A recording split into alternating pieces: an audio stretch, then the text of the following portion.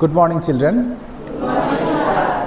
আজি আমি the Shehnai of বিসমিল্লাহ খান তাৰ মানে দ্য সাউন্ড অফ মিউজিক এই চেপ্টাৰটোৰ দুটা পাৰ্ট জানা এটা পাৰ্ট আমি অলৰেডি আলোচনা কৰিলোঁ তাৰ কুৱেশ্যন এনসাৰখিনিও আমি দিলোঁ আজি আমি দ্য শেহনাই অফ বিসমিল্লাহ খান এই চেপ্টাৰটো পাৰ্ট 2টো পঢ়িম ইয়াত মানে আমি এই লেসনটো পঢ়াৰ আগত কেইটামান কথা আমি তোমালোকক আগতীয়াকৈ জনাই লৈছোঁ আমাৰ এই সাউন্ড অফ মিউজিকৰ দুটা পাৰ্টত দুয়োটাই পাৰ্টত আমাৰ দুজন মিউজিচিয়ানৰ কথাই কোৱা হৈছে য'ত নেকি প্ৰথম পাৰ্টত এভলিন গ্লিনিৰ বিষয়ে কোৱা হৈছে আৰু দ্বিতীয় পাৰ্টটোত আমাক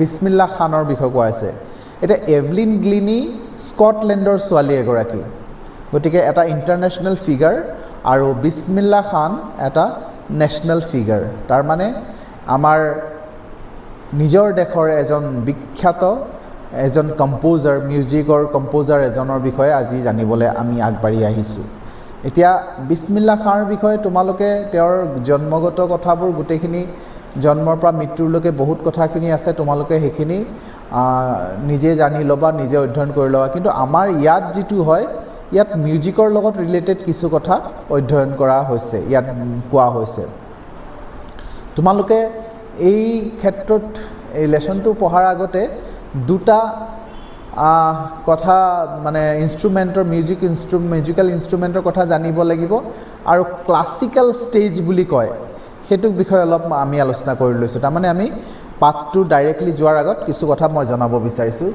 প্ৰথম কথা হৈছে আমাৰ কিছুমান ইনষ্ট্ৰুমেণ্ট আছে ধৰা এটা আছে শেহনাই শেহনাই তাৰপিছত আছে তবলা তাৰপিছত আছে হাৰমনিয়াম এইখিনি বা ভায়লিন এইখিনি আচলতে ক্লাছিকেল মিউজিকৰ কিছুমান কম্পনেণ্ট হয় তাৰমানে ইণ্ডিয়ান ক্লাছিকেল মিউজিক বুলি কয় ইণ্ডিয়ান ক্লাছিকেল মিউজিকত কিছুমান মানে যিমানখিনি বাদ্যযন্ত্ৰ আছে ধৰা গোটেই বাদ্যযন্ত্ৰখিনি আমি ক্লাছিকেল মিউজিকৰ অন্তৰ্ভুক্ত গোটেইখিনি নহয় তাৰমানে আমি দেখোঁ যে যেতিয়া ক্লাছিকেল সংগীত এটা বাজি থাকে তেতিয়া আমি দেখা পাম সেই ক্লাছিকেল সংগীতত তুমি দেখিবা মিউজিচিয়ানবোৰ কীবৰ্ড লৈ পিনে নবহে দেখিছা কিজানি কীবৰ্ড লৈ নবহে বা ইলেক্ট্ৰনিক গিটাৰ লৈ পিনে তাত ক্লাছিকেল মিউজিক পাৰফৰ্ম নকৰে যদি ক্লাছিকেল মিউজিক এটা পাৰফৰ্মেঞ্চ কৰা দেখা তেতিয়াহ'লে তুমি তাত কিছুমান বস্তু দেখিবা সেইবোৰ হৈছে তোমাৰ তুমি দেখিবা শেহনাই দেখিব পাৰা তবলা দেখিব পাৰা হাৰমনিয়াম দেখিব পাৰা মানে বাঁহী পেঁপা পাইপ দেখিব পাৰা বা তোমাৰ বীণা সাৰং তাৰপিছত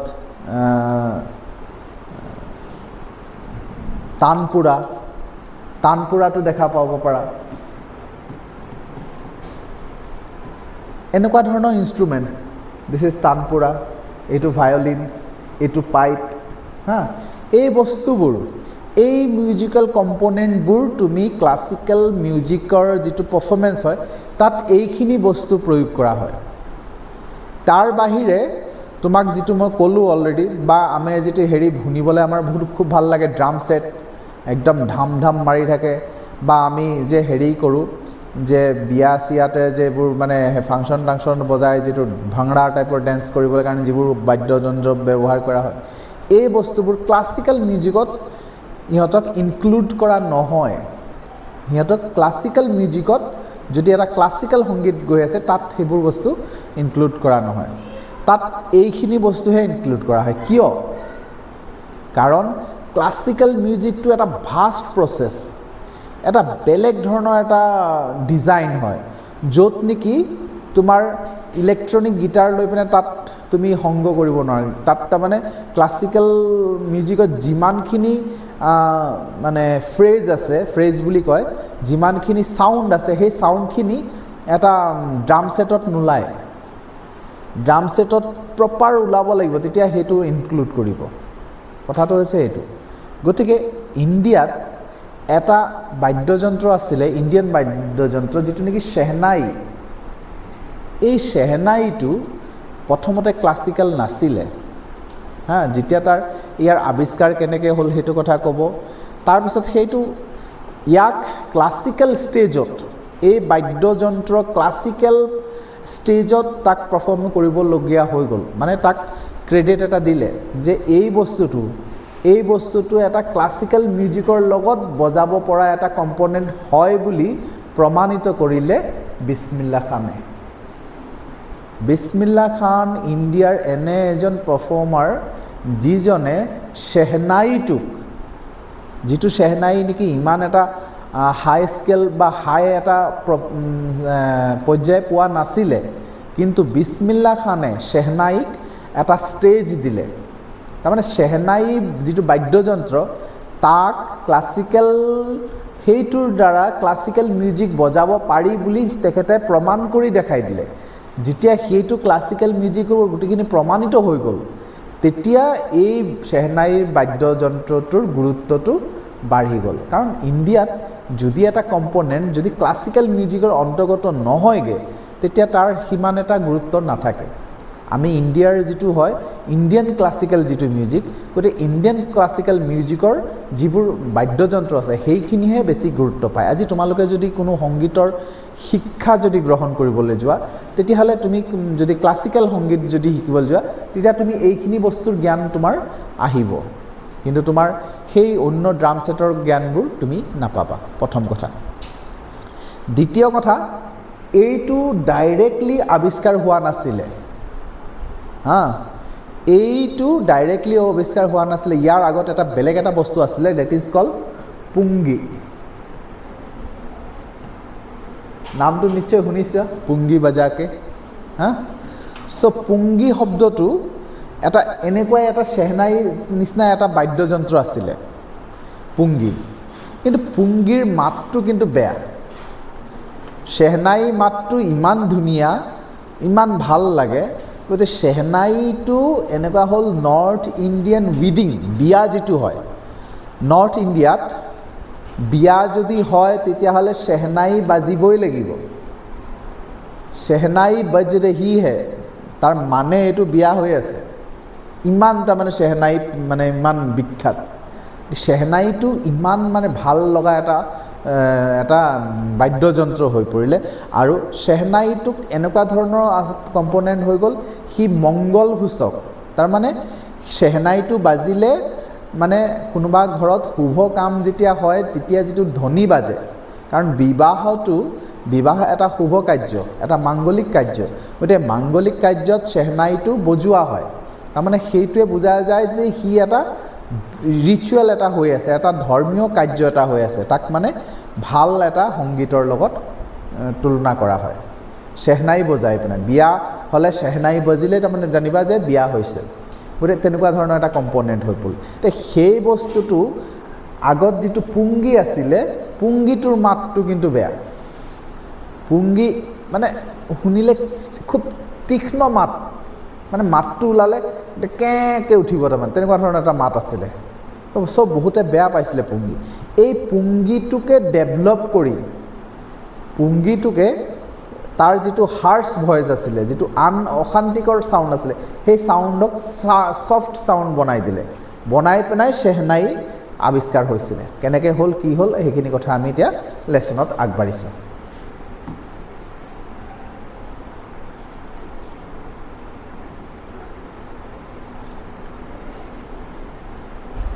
ইয়াত কৈছে এম্পেৰৰ Aurangzeb banned the playing of a musical instrument called pungi in the royal residence, for it had a shrill, unpleasant sound.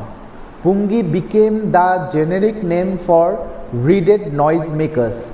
Few had thought that it would one day be revived. A barber of a family of professional musicians who had access to the royal palace, decide to improve the tonal quality of the pungi.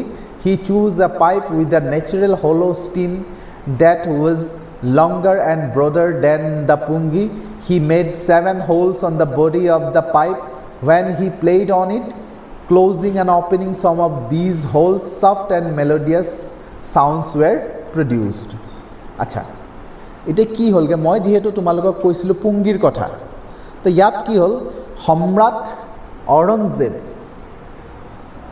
Empire ঔৰংজেবে, আচ্ছা আৰু এটা কথা কওঁ দেই, সেই সময়ত আমাৰ যিসকল ৰাজঘৰানা যিবোৰ আছিলে, মানে ৰজাৰ মহল যিসকলে, সেই মেহেলত মিউজিচিয়ানৰ এটা বেণ্ড থাকে, বেলেগ বেলেগ, কোনোবাই ভোকেল আৰ্টিষ্ট, কোনোবাই চিতাৰ বাদক, গীটাৰ বাদক আদি কৰি তেনেকুৱা ধৰণৰ তাবলা বাদক আদি কৰি এটা মিউজিকেল এটা গ্ৰুপ থাকে।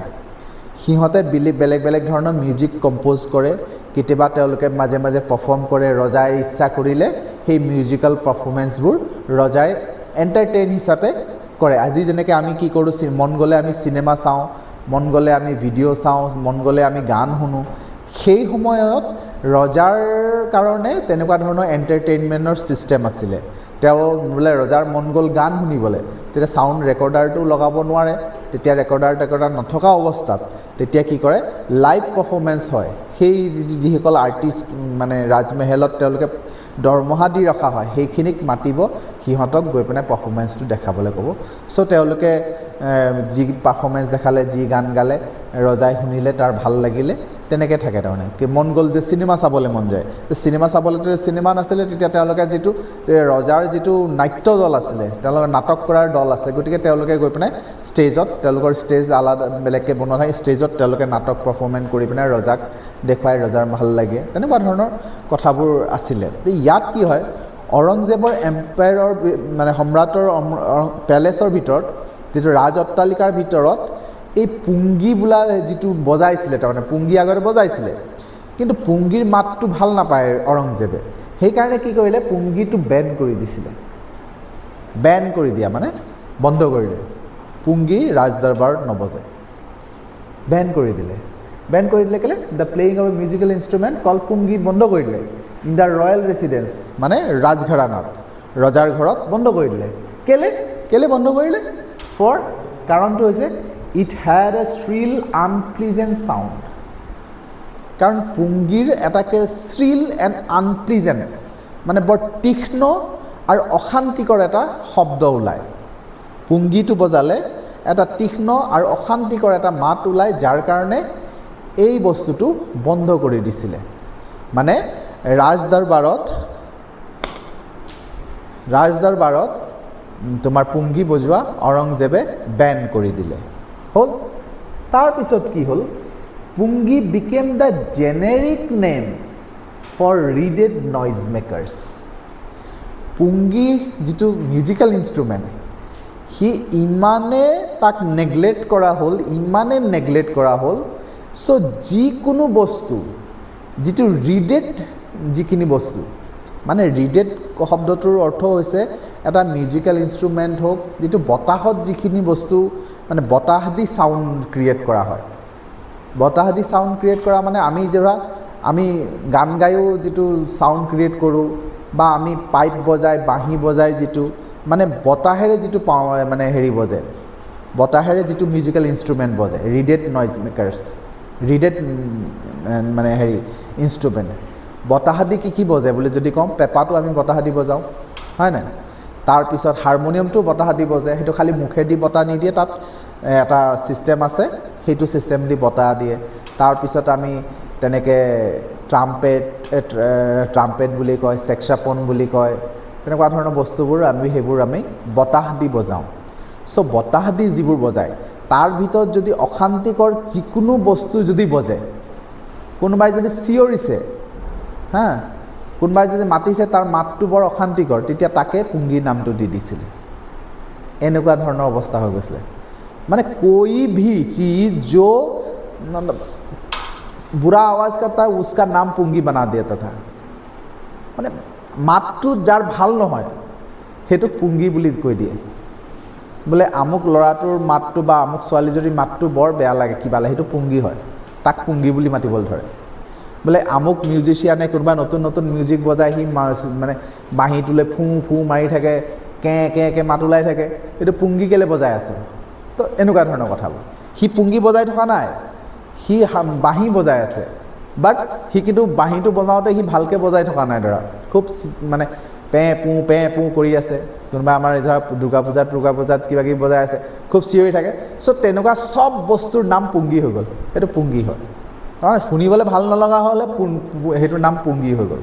চ' তেনেকুৱা ধৰণৰ পুংগী ইমান মানে বদনাম হৈ গয়া, মানে হেৰি ঔৰংজেবৰ দিনত ইমান বদনাম হৈ গ'ল যে যিকোনো বস্তু যদি চিঞৰ বাখৰৰ মাত ওলায় তেতিয়াহ'লে সেইটো পুংগী বুলি ক'বলৈ ধৰিলে।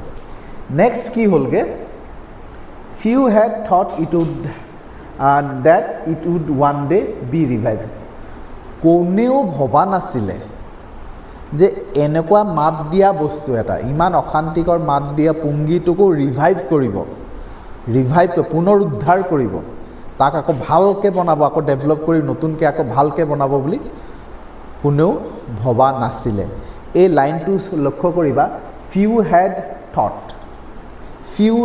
thought, কথাটো কৈছে কোনো তাত নেগেটিভ নাই, নট শব্দটো নাই, কিন্তু আমি ক'ব লাগিব কোনেও ভবা নাছিলে, নেগেটিভ চেন্সত প্ৰকাশ কৰা হয়।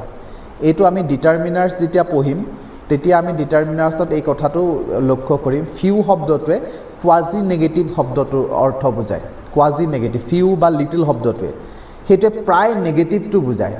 কিন্তু কওঁতে কৈছে ফিউ হেড থট, তাত নটটো নাই, কোনো ধৰণৰ নটৰ ব্যৱহাৰ কৰা নাই, কিন্তু আমি অৰ্থ তেনেকৈ ক'ব লাগিব কোনেও ভবা নাছিলে, নেগেটিভত ক'ব লাগিব। তাৰমানে ভবা মানুহ কোনো নাছিলে, প্ৰায় নাছিলে, তেনেকুৱা ধৰণৰ চেন্সত ব্যৱহাৰ কৰা হয়। গতিকে সেইটো কোৱাজি নেগেটিভ বুলি কয়। কোৱাজি নেগেটিভটো আমি পিছত আমি বুজিম বাৰু।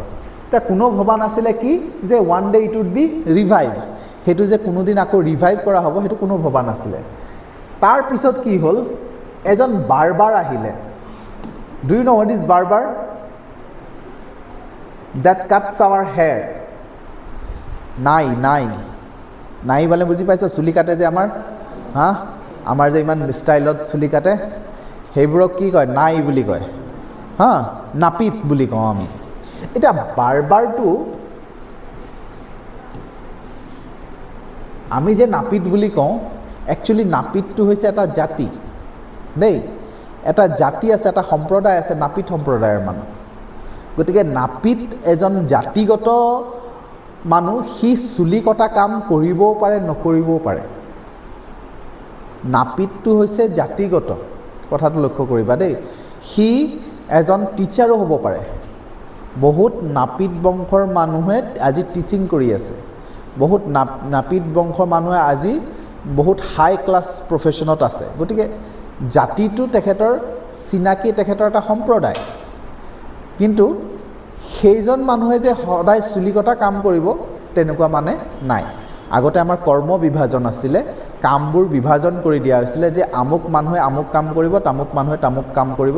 গতিকে নাপিত কামটো আচলতে নাপিত বংশৰ মানুহক দিয়া হৈছিলে। কিন্তু পিছলৈ সকলো আমি সমান হৈ গ'লোঁ, যাৰ কোৱালিফিকেশ্যন আছে সি যেনেকুৱা কোৱালিফিকেশ্যন আছে তেনেকুৱা। আজিকালি নাপিত কামটো বেলেগ জাতিৰ মানুহো কৰে, গতিকে সেইটো আজিলৈকে নাথাকে। কিন্তু আমাৰ ইয়াত কি হ'ল, নাপিত বংশৰ এজন মানুহ, এই বাৰ্বাৰ, বংশটো তেখেতৰ নাপিত, but of a family of professional musician. তেওঁলোক আকৌ বংশগতভাৱে মিউজিচিয়ান, আৰু এনেকুৱা মিউজিচিয়ান নহয় এনেই মিউজিক কৰা নহয়, প্ৰফেশ্যনেলি। মিউজিচিয়ান দুই ধৰণৰ আছে, এটা হৈছে প্ৰফেশ্যনেল মিউজিচিয়ান আৰু এটা হৈছে এণ্টাৰটেইনিং। মানে বহুতে সংগীত বজায় বা সংগীতৰ লগত জড়িত থাকে, নিজৰ ভাল লাগে কাৰণে বজায়। তেখেতে হয়তো স্কুলত চাকৰি কৰে, কিন্তু মাজতে কি কয়, তাৰপিছত তেখেতে মন গ'ল, তেখেতে ভাল লগাৰ কাৰণে তেখেতে কিবা মিউজিক কম্প'জ কৰে। চ' সেইটো প্ৰফেশ্যনেল মিউজিচিয়ান নহ'ব। কিন্তু যিসকল মানুহে প্ৰফেশ্যনেলি মিউজিক কৰে, তাৰমানে তেখেতে উপাৰ্জন কৰাটো মিউজিকৰ পৰাই কৰে, তেনেকুৱা বহুত মানুহ আছে। যে মানুহে কি কৰে, ধৰা এতিয়া আমাৰ মিউজিক কম্প'জাৰসকলৰ যিখিনি আমি চিনেমাত যিখিনি চিনি পাওঁ আজিৰ তাৰিখত, যেতিয়া অৰিজিত সিং কোৱা, কুমাৰ চানু কোৱা, এইবোৰ হৈছে প্ৰফেশ্যনেল ছিংগাৰ। সিহঁতৰ জীৱনত যিটো পইচা পায় সিহঁতে যিটো টকা উপাৰ্জন কৰে সেই কামটো কৰে তেওঁলোকে এই ছিংগিঙৰ পৰাই বহুত মিউজিক টিচাৰ আজি তাৰিখত আছে তেওঁলোকে বেলেগ কোনো কাম নকৰে মিউজিকৰ টিচিং কামতে থাকি গান শিকাই তেওঁলোকৰ ঘৰ পোহপাল দিয়ে বা তেখেতৰ নিজৰ ভৰণ পোষণ কৰে চ' সেইখিনি মানুহক প্ৰফেশ্যনেল মিউজিচিয়ান কয় আৰু এই যিজন মানুহৰ কথা কৈছে নাম ইয়াত দিয়া নাই এই বাৰ্বাৰজন তেখেত আকৌ বংশগত প্ৰফেশ্যনেল মিউজিচিয়ান কথাটো বুজিছানে বংশগত প্ৰফেশ্যনেল মিউজিক মানে সেইজন বাৰ্বাৰ তেখেতৰ তেখেতৰ দেউতাৰ দেউতা গোটেইখিনি জন্মগত তেওঁলোকৰ চবৰ কামটো একেটাই মিউজিকৰ কাম তেওঁলোকে হয়তো মিউজিক শিকায় মিউজিক পাৰফৰ্ম কৰে যিয়ে নকৰে কিন্তু তেখেতে সেইবোৰ মানে চুলি কাটি লাইফ নচলায় তেওঁলোকে মিউজিক বজায়ে বা গান গায়ে তেওঁলোকে ঘৰৰ ভৰণ পোষণবোৰ কৰিছিলে বৃত্তিগতভাৱে সেই কামটো আছিলে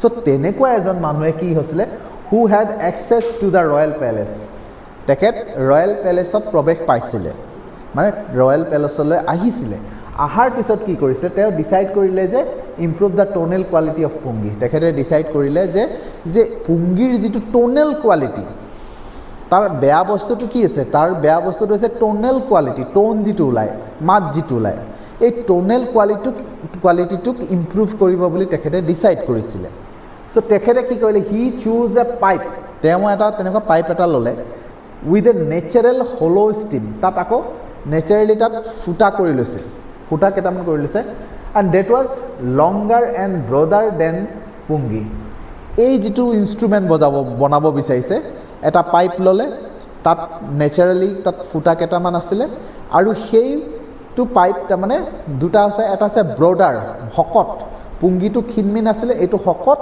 আৰু লংগাৰ আছিলে আৰু দীঘল আছিলে পুংগীতকৈ দীঘল তোমালোকক ডিফাৰেঞ্চটো সুধিব পাৰে সেইকাৰণে তোমালোকক এই কথাটো কৈছোঁ যে যিটো আছিলে সেই পাইপটো পুংগীতকৈ দীঘল পুংগী চুটি বাট এতিয়া যিটো বনাব লৈছে সেইটো দীঘল আৰু পুংগীটো আছিলে নেৰো এইটো আছিলে ব্ৰড ডাঙৰ শকত আছিলে এণ্ড মেড 7 হোলছ 7টা ফুটা বনালে দেই 7টা ফুটা বনালে বডি অফ দ্য পাইপ সেই পাইপটোত 7টা ফুটা আমি পেপাৰ নিচিনা যিটো কওঁ তেনেকুৱা ধৰণৰ 7টা ফুটা বনালে 7টা ফুটা কেলে বনালে 8টা কেলে নবনালে যদি সুধো কি ক'ম কাৰণে সংগীত में 7 সুৰ होते हैं सा रे गा मा पा धा नी লোকে নহয় কওঁতে सा रे गा मा पा धा नी সাটো আকৌ কোৱা হয় কিন্তু টোটেলি 7টাহে থাকে सा रे गा मा पा धा नी তো 7টা আছে সেই 7টা মানে ফুটাই 7টা সুৰক ৰিপ্ৰেজেণ্ট কৰিব চ' সেইকাৰণে 7টা ফুটা কৰা হয় তাৰপিছত when he played on it তাৰপিছত 7টা ফুটা কৰি তাৰপিছত সি সেইটো বজালে যেতিয়া বজালে ক্লোজিং এণ্ড অপেনিং অফ সম অফ দ্য হোলছ বজাওঁতে মানে কিছুমান হোল বন্ধ কৰে খোলে বাঁহী যেনেকৈ বজায় আৰু কিছুমান ফুটা বন্ধ কৰে আকৌ খোলে তেনেকৈ কৰি বাঁহী বজায় ঠিক তেনেকৈ যেতিয়া বজালে soft and melodious sounds were produced যেতিয়া সাউন্ড ওলাইছে তেতিয়া কেনেকুৱা সাউন্ড ওলাইছে soft and melodious sound তাত মানে soft and melodious sound were produced মানে মাতবোৰ একদম সফট ওলাইছে আগতে আছিলে শ্ৰিল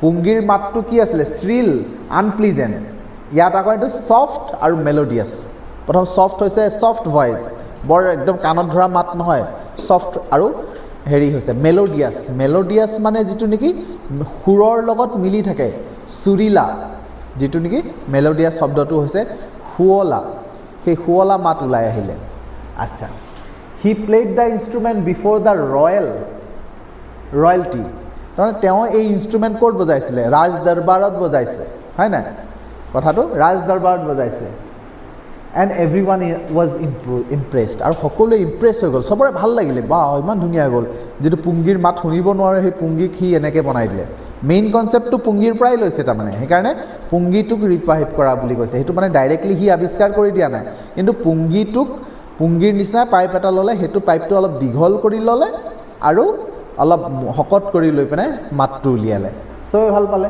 the instrument so' different from পুংগীৰ পৰা কিন্তু এইটো দেখিবলৈ বহুত ডিফাৰেণ্ট আছিলে মাতটো বেলেগ আছিলে দেখিবলৈও বেলেগ আছিলে চ' ডিফাৰেণ্ট বহুত বেলেগ ধৰণৰ আছিলে সেইকাৰণে কি হ'ল গিভেন এ নিউ নেম সেইটোৰ কাৰণে এইটো শেহনাই আৰু এইটো পুংগী হা এই ইয়াৰ এটা নতুন নাম দিয়া হ'ল সেইকাৰণে ইয়াক এটা নতুন নাম দিয়া হ'ল নামটো কেনেকৈ দিয়া হ'ল সেইটো লক্ষ্য কৰিবা as the story goes since it was first played in the Shah chamber মানে শাহ ঔৰংজেব শেহনশাহ নহয় জানো তো শাহ বুলি কয় তো শাহৰ চেম্বাৰত বজাইছিলে শাহৰ মেহেলত বজাইছিলে সেইকাৰণে তাৰ এই শাহ শব্দটো লৈছে দেই আৰু বজাইছে কোনে প্ৰথম বজালে কোনে এক নাই নে বজায়া সো এই নাই শব্দটো ল'লে বুজিলা এই দুটা শব্দটো যোগ কৰি দিলে